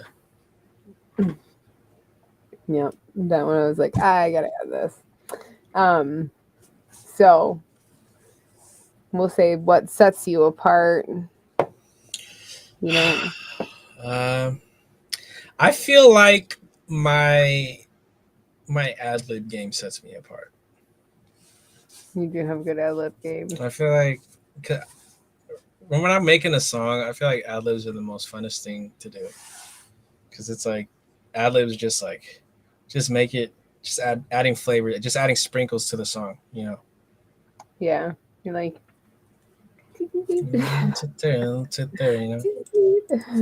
I think that for me as a JayKub fan and listener, your ability, your adaptability in a song, like how you play, like even listening to earlier, like listening to all the releases that came out today and stuff, like your ability to change your vocal tone to play where it still sounds appropriate with the cadence and melodies, like is amazing. That is a great way to look at it now that you say that, because Yes. I think it was like the other day, like I was going through my files or whatever, and I'm like, okay, so on this song I'm like singing, like really heartfelt singing, and on this song I'm like yelling angrily. So yeah, I can see what you mean. Mm-hmm. I think I listened to No Sleep the other day and I was like, your verse in No Sleep is, I love it. It's the different, you do so many different things. You're like, 2020 be my vision. I'm just like, I know your whole verse by heart at this point. But I'm like, that is one that I think of that showcases the different styles that you do use and you change, and it's like flawlessly. I love that it's able That's to just me having trans- fun. yeah, and You it know? still translates and keeps still, it makes sense. It's not like confusing in the song. I feel like I definitely do have an ability to kind of match the energy of the instrumentals that I'm on. So that you kind of pointed that out to me. I appreciate that. Yeah, That's a dope way to look at it. From my perspective, that's something that you got good play with every kind of aspect of your. It's not just the words, it's how you say them, I guess. How do you think that, besides the message in your music, you've had exponential growth in music, since you've joined WCR. How do you think that has translated over into your, life on the other side of music, on the other side of JayKub, with putting more into music? How has your growth, shown up in other areas of your life? Or what other challenges has music created in other areas of your life? Besides, the challenges, couple support times or whatnot, with your family or that balance.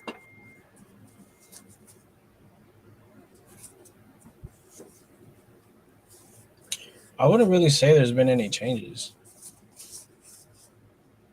How do you think your music's, I guess, affected you as a person on that side? How do I think my music has affected me? Like your growth. If you didn't have music, I guess, since for the past 10 years, your growth as an artist has changed, and hopefully you do share those first couple, the first one that you laid.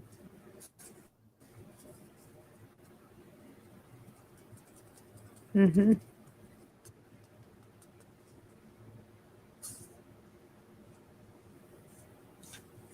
Yeah, brain is farting sorry. right now. Oh, you're good. Emotionally Virgin. I'm giving him an interview. We are part of the White Collar Rhymes Collective, and yeah, get a little bit of deeper to see behind the scenes of everyone's music. So on some interviews. Well, if you want to think about that one, JayKub.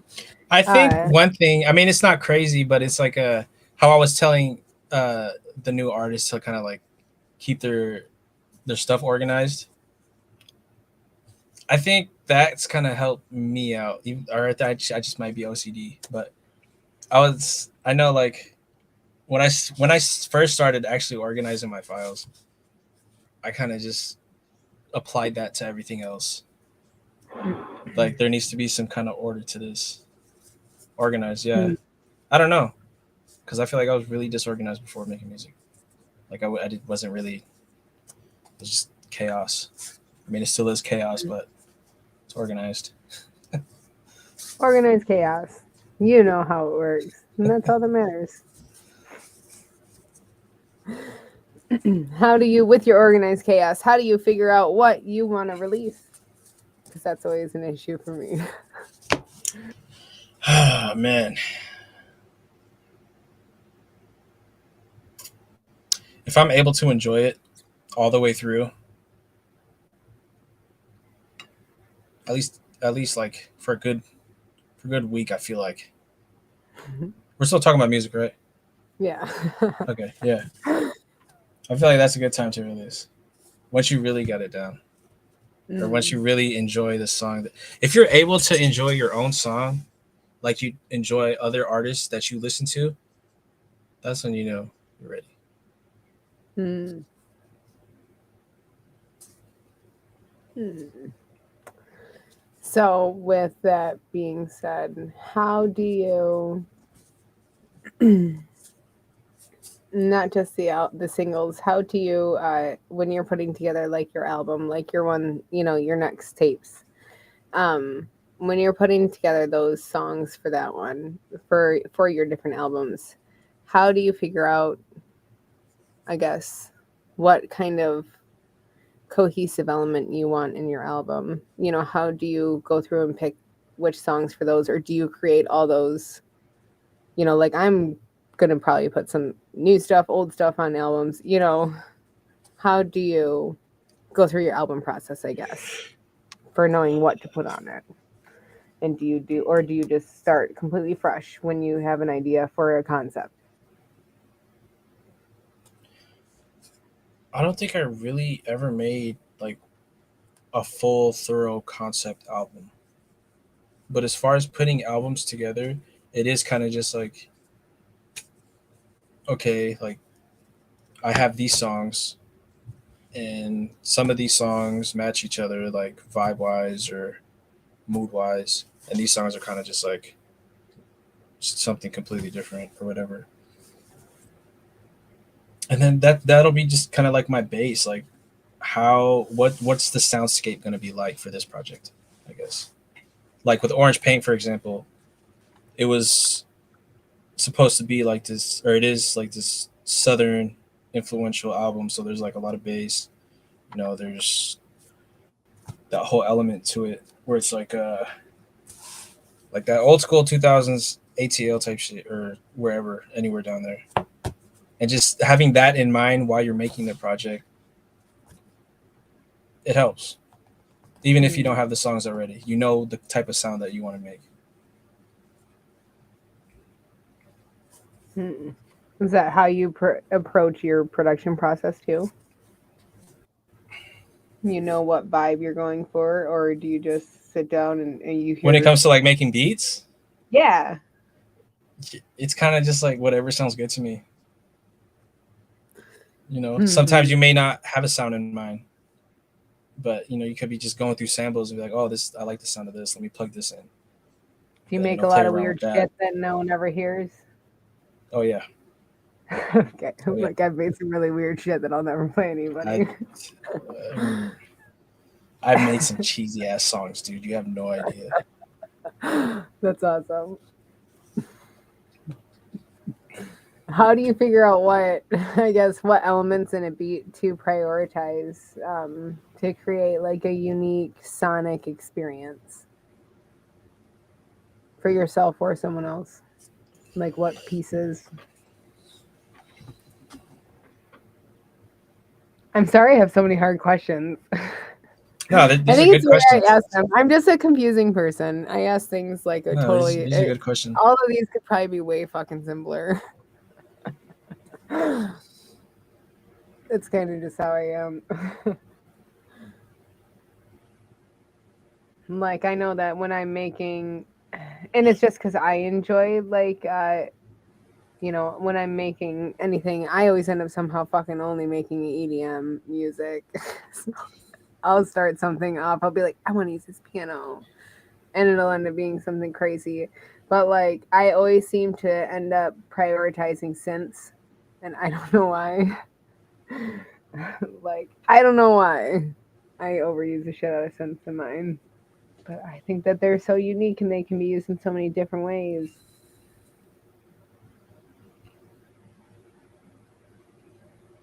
I think having some, I think having that mix between analog and digital or whatever. What is it, right? Analog instruments or like the computer instruments or whatever. Having a mix Yeah. of those is important.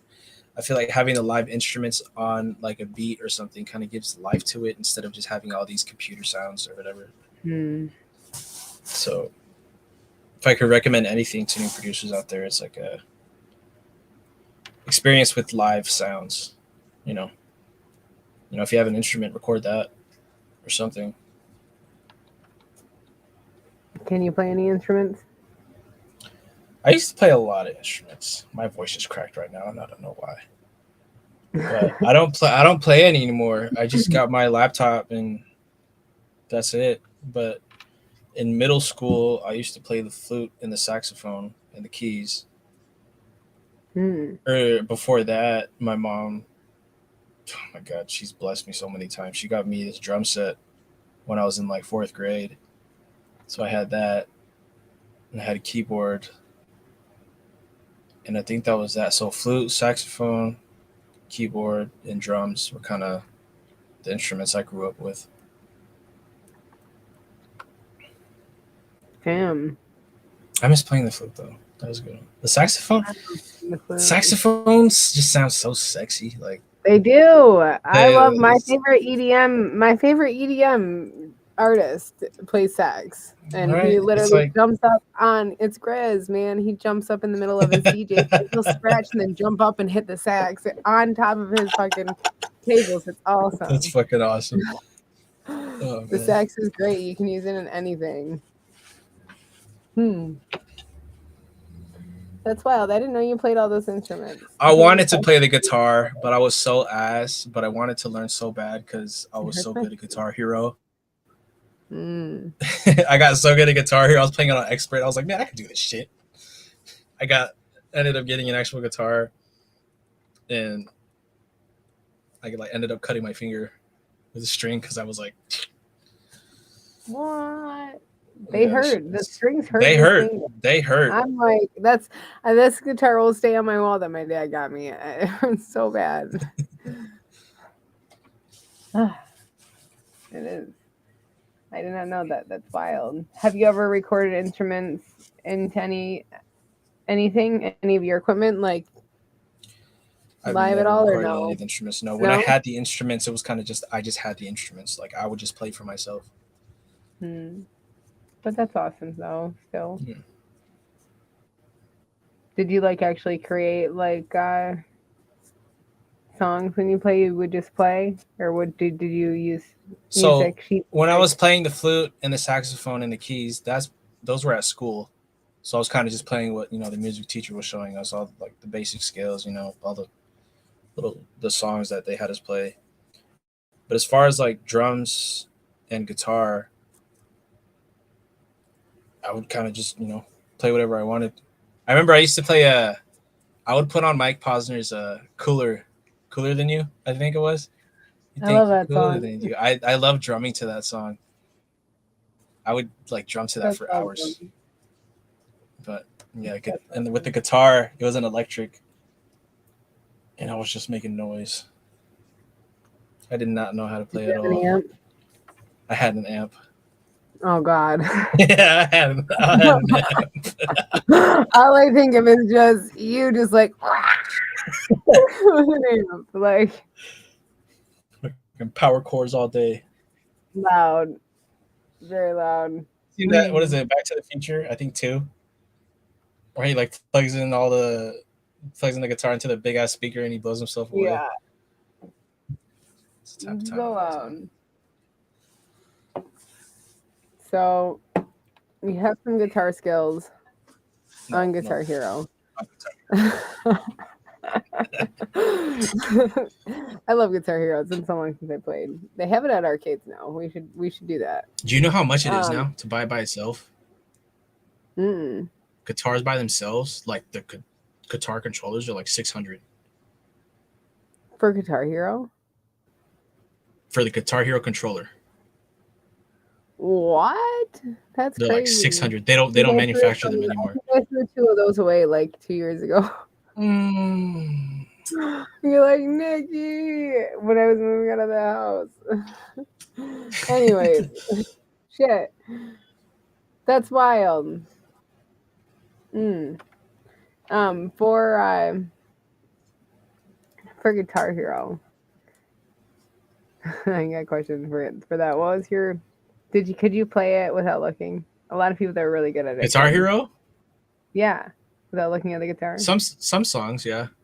Which ones? Oh god. What were your I remember best this songs? the one by Tenacious D, the metal.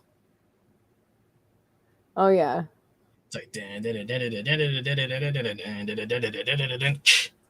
would hit that every I single love that time. they had Tenacious D in Guitar Hero. Right? I was I like, forgot that they had what? Tenacious D in Guitar Hero. I loved Pick a Destiny. cut. That was such a good Dude, movie. that used to be my shit. I had that shit on DVD. Man. I loved even ended that up ordering like I didn't order it, but it came with like the DVD, the pick. movie. Oh really? That's crazy. Pick of Destiny pick, yeah.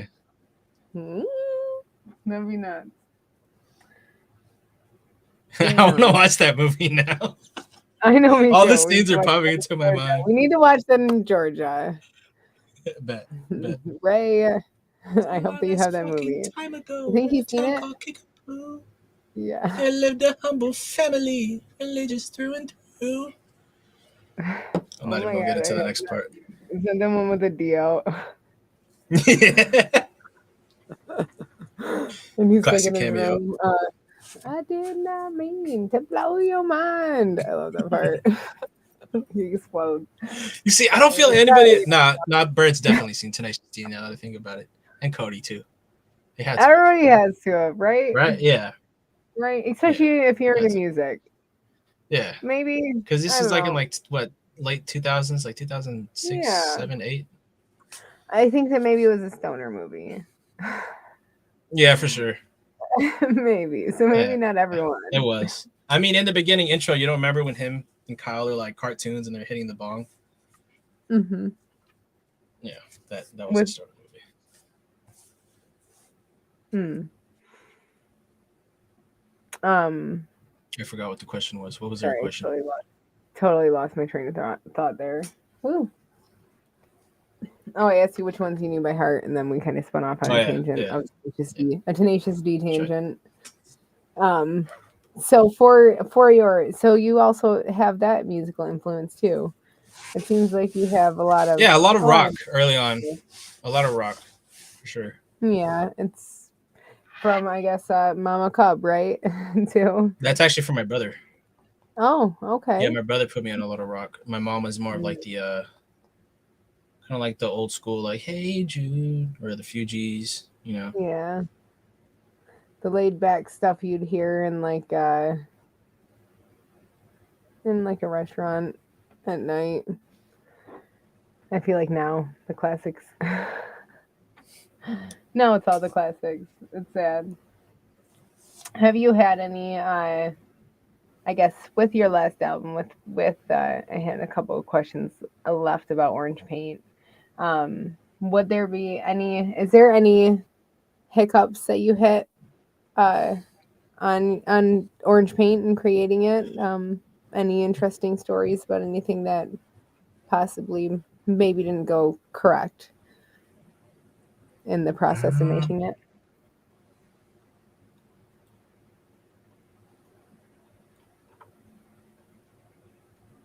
It was kind of smooth sailing, honestly. I mean, yeah, we started it. Technically, we started it in 2022. So, obviously it's 2024 now. So it's kind of like it took us a minute to make it. So we had those times where like we'd be full throttle, but then we'd stop for like 4 months. And then we'd pick it back up again, stop, and then pick it back up again. And then finally we finished. Yeah. So I think it's just getting through those times where you're not doing anything, to get to that point. Which is kind of ironic. Point, sometimes it feels like it takes so long to release point, and it's like it can definitely weigh on you. Because we were supposed to drop it like in, I think, September or October of 23.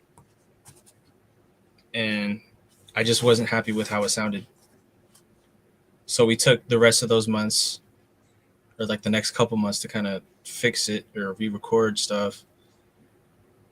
And, obviously we got to a point where we both like it. And I'm glad I took the time, because I was so close to just saying like, fuck it. Like, it's been so long. We just need to upload this song back in September.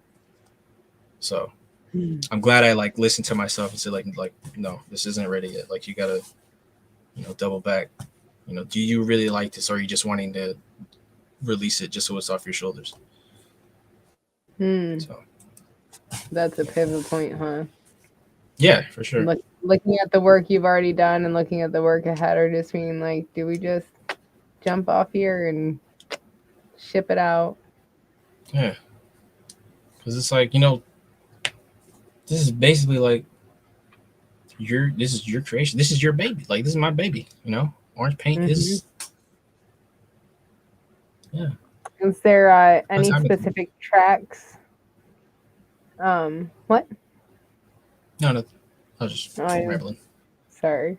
Was there any specific tracks on Orange Paint that specifically hold a special meaning to you? I gotta look at the track list. Hold on. That's a good question.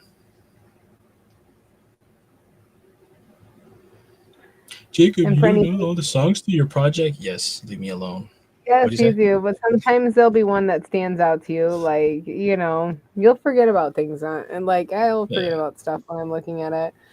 For anybody that may have just joined, we're doing an interview with JayKub, White Collar Rhymes artist, currently talking about his Orange Paint album that he had created with Paradise, another artist, and mentor, everything in WCR.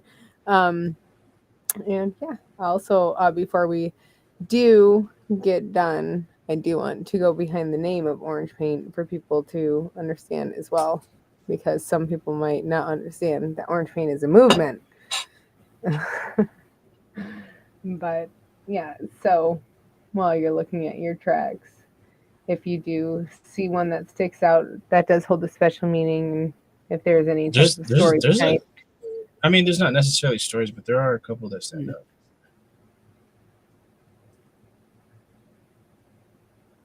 I think Been Through is definitely one. Which one was the funnest one to work on? Oh, the funnest one? Because you're like passive. You get really into your delivery. Actually, all of the guys do. Like there's, you can tell when you're really, really into a song versus when you're not. Like it gets like you get like hype. Like Going Up is probably my favorite on that album. I love it. Going Up is a good one too. Oh, it fucking pumps me up. That's my like when I'm at like my lowest lows. I'm like, nope. I'm like, JayKub, bring me out of this. I need to get out of this. Dice, help. So to kind of, I think we were talking about earlier about like how to organize an album. So with Orange Paint, with this track list, track number 2 was Going Up, and we already had a song called Keep Going, so that kind of decided where that was going with Going Up and like Keep Going, you know. So that's just something I wanted to point out. Nice little string there. Nice little. Yeah, you know. Like cool. there was a little bit of thought process. There was intent here. I had intent. You're like, I didn't just put it together.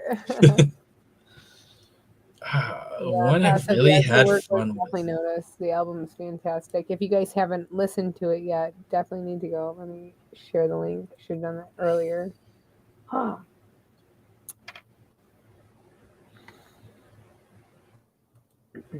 Yeah, I know. Going Up is just Good Morning too. I love Good Morning. And I like styling. I'm like, I think the one I had the most styling is so ghetto, bro. No, that was a fun one. That was a fun one. Yeah, that had to be one of the fun ones. Yeah. Sure. Yeah. I love this album.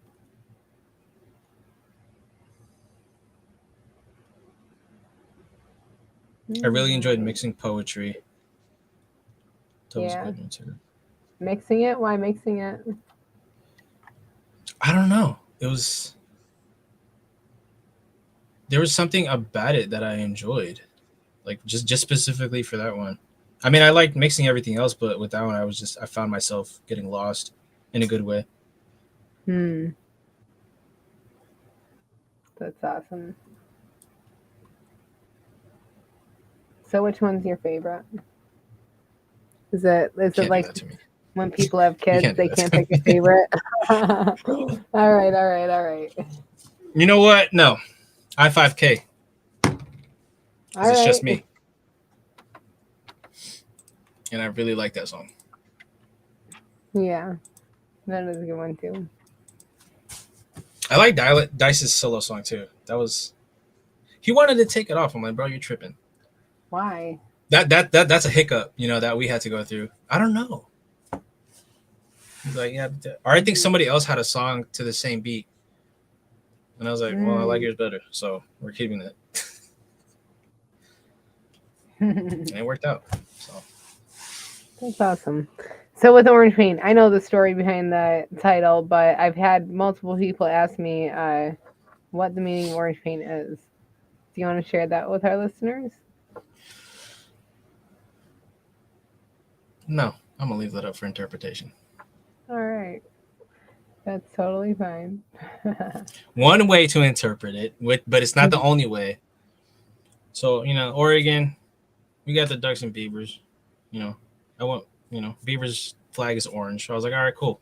Texas flag has some orange in it. All right, cool. Both have orange in it. All right, orange paint. One way to interpret it.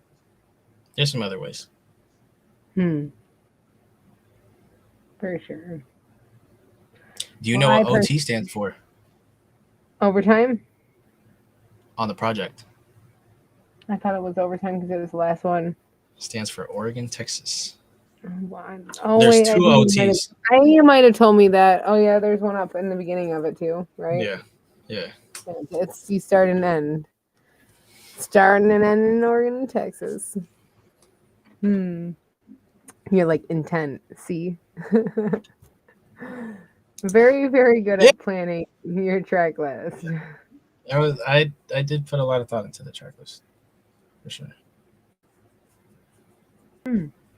Yeah, you can definitely tell. Closing out. We're rounding out our 2 hours. I'm sure that you're starving. I've been like munching throughout the stream. Oh no, I ate. I got home at like 2:30. Yeah, our boss let us go because it hit like I said, 100 Like Mm. we had to get out of So there. It was hot. too hot. Everybody stay safe out there in the heat and with the hurricane going on. Everybody stay Drink safe. That's water. Drink so much water, a lot of water. And man. milk. Milk? You like don't drink your milk. Are you serious? I love milk. Um, You see, I love milk too, but I get the shits. Why'd you drink? I didn't know that's where that was going. I didn't know that was where that was going. Oh shit. Yeah, my stomach starts grumbling. You're like, I can't even. But we don't watch have it. any like, and then we'll have nothing else to drink, and it's like, I don't want tap water right now, so I guess I'll drink some milk. Love milk. Milk's the best after popcorn. Washes it You down. know what? I'm not gonna argue with her. I'm not gonna argue with her there Like because the I like perfect eating. Have you ever had popcorn with Valentina? Which one? But you don't like spicy, huh? Mm-mm. Oh yeah, never mind. I put hot sauce on my popcorn. What? That's crazy. It's so fire. That's wild. You ever put chocolate on your popcorn? Yeah, I melted some the other day and sprinkled it on. Fire. With some milk It does. was so good. You seen those Snickers popcorns? Those are crazy. Yeah, they like it's like Snickers and like Twix flavor popcorn and stuff. You're like, what the? I need to see this. They're crazy. Oh yeah, yeah. Isn't it like? Yeah. Oh wait, no, that's candy. I've seen the ice cream ones. Never mind. I thought those were ice cream. No, they're crazy. All right, rounding out with the 2 hour mark, getting near, or possibly here. I don't know if this thing's right, but I have one more question.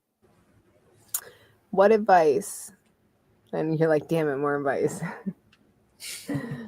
What advice would you give other artists who are part of a collective? And also trying to pursue something more. Just one general big piece of advice for people who have a community that could be there to support them.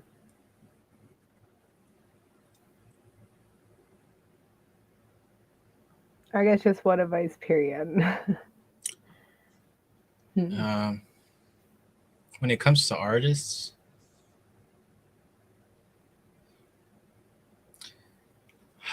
man. I mean, I don't know if you call it advice, but your next one might be the best one. That's advice. Right? Yeah. No? Your next one might be better than anything else you've ever done. Your next one might be your best one. It's a good one for the toolkit. So we got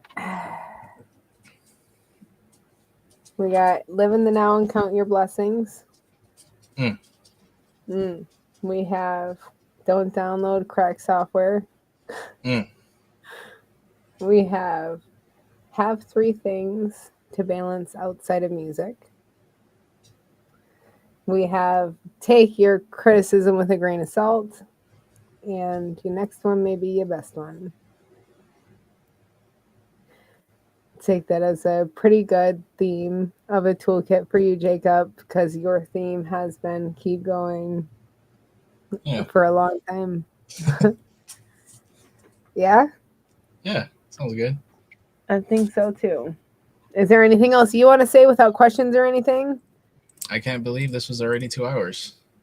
I know. Well, we can keep going. Like it's only 10:30. It's all right. We gotta do laundry. I gotta get up at 5. My questions are just all scrambled, so it's hopping around. I got a lot of them still. But all right, everybody. Is there anything else that you want to know? Is there any questions that you really want to ask? Out of that whole list. Out of this whole list, ooh.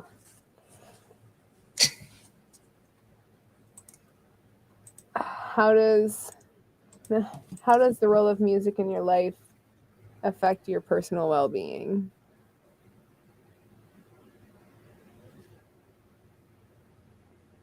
It doesn't. Thank you, everybody, for tuning in. This has been the Nikey Joe Show with JayKub. We appreciate you guys for tuning in.